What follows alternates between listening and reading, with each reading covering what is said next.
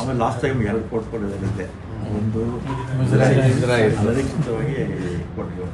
ಮುಜರಾಯಿ ಇಲಾಖೆಗೆ ಅದು ಸಹಜವಾಗಿ ಯಾರು ಕೇಳೋದೇ ಇಲ್ಲ. ಏನೋ ಇರೋದ್ರಲ್ಲಿ ರಾಜ್ಯಾದ್ಯಂತ ಮುಜರಾಯಿ ಇಲಾಖೆಯಲ್ಲಿ ಚೆನ್ನಾಗಿ ಕೆಲಸ ಮಾಡೋದಕ್ಕೆ ಅವಕಾಶ ಸಿಕ್ತು.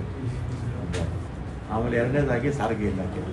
ಸಾರಿಗೆ ಇಲಾಖೆ ಹೋದಂಥ ಸಂದರ್ಭದಲ್ಲಿ ಸಾಲ ಒಂದು 4,000 ಕೋಟಿ ಇಟ್ಟೋಗಿದ್ರು.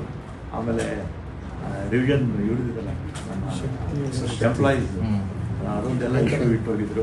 ಆದರೂ ಕೂಡ 3 ವರ್ಷದಲ್ಲಿ ಹೊಸದಾಗಿ 7,800 ಬಸ್ ತಗೊಂಡು ಒಂದು 10,000 ಜನ ರಿಕ್ರೂಟ್ಮೆಂಟ್ ಮಾಡಿ 750 ಕೋಟಿಗಿಂತಲೂ ಹೆಚ್ಚು ಮಹಿಳೆಯರು ನಮ್ಮ ಬಸ್ಸುಗಳಲ್ಲಿ ಉಚಿತವಾಗಿ ಪ್ರಯಾಣ ಮಾಡ್ತಿದ್ದಾರೆ.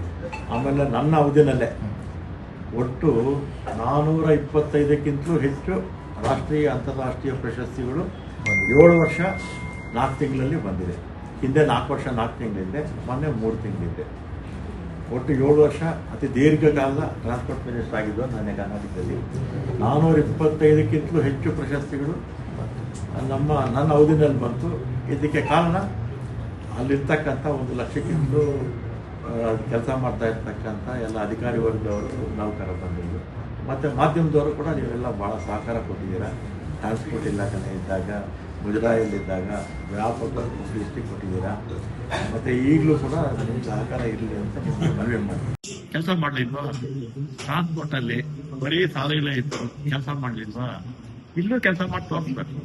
ಅಲ್ಲ, ಏನು ಸಂಪನ್ಮೂಲನೇ ಇಲ್ಲ. ತಗೊಳ್ಳೋದು ಬಿಡಿ, ಸಿಎಂ ಹತ್ರ ಅವರೇ ಹಣಕಾಸು ಮಂತ್ರಿ ಅಲ್ಲ, ನಿಗಮಗಳ ಅಧ್ಯಕ್ಷರು. ತಗೊಂಡಿರ್ತಕ್ಕಂಥ ಪ್ರಾಜೆಕ್ಟ್ನ ಕಂಪ್ಲೀಟ್ ಮಾಡುವಂತದ್ದು ನಮ್ಮ ಸರ್ಕಾರ ಇರ್ಬೋದು, ಬಿಜೆಪಿ ಸರ್ಕಾರದಲ್ಲಿ ತಗೊಂಡು ಕೆಲಸಗಳಿರ್ಬೋದು, ಅದನ್ನೆಲ್ಲ ಕೂಡ ಕಂಪ್ಲೀಟ್ ಮಾಡ್ಬೇಕು ಸರ್. ಆ ಭರವಸೆ ಕೊಟ್ಟ ಮೇಲೆ ನೀವು ಶಾಂತ ಆದ್ರ ಅಂತ ಅದೆಲ್ಲ ಏನಕ್ಕೆ? ನಾನು ಯಾವುದೇ ಇಲಾಖೆ, ಒಂದು ನಿಮಿಷ, ನಾನು ಯಾವುದೇ ಇಲಾಖೆ ಹಿಂದೆ ವೀರಪ್ಪ ಅವರ ಕಾಲದಲ್ಲಿ ಆಗ್ಲಿಂದ ಕೂಡ ಯಾವ ಇಲಾಖೆಗೆ ಹೋದ್ರು ಎಲ್ಲಾ ಇಲಾಖೆನೇ ಚೆನ್ನಾಗಿ ಕೆಲಸ ಮಾಡ್ತೀವಿ. ಎಲ್ಲೂ ಕೂಡ ಇಲಾಖೆ ನಾನು ಎಲ್ಲೂ ಕೂಡ ಕೆಟ್ಟದ್ರು ತಗೊಂಡಿಲ್ಲ.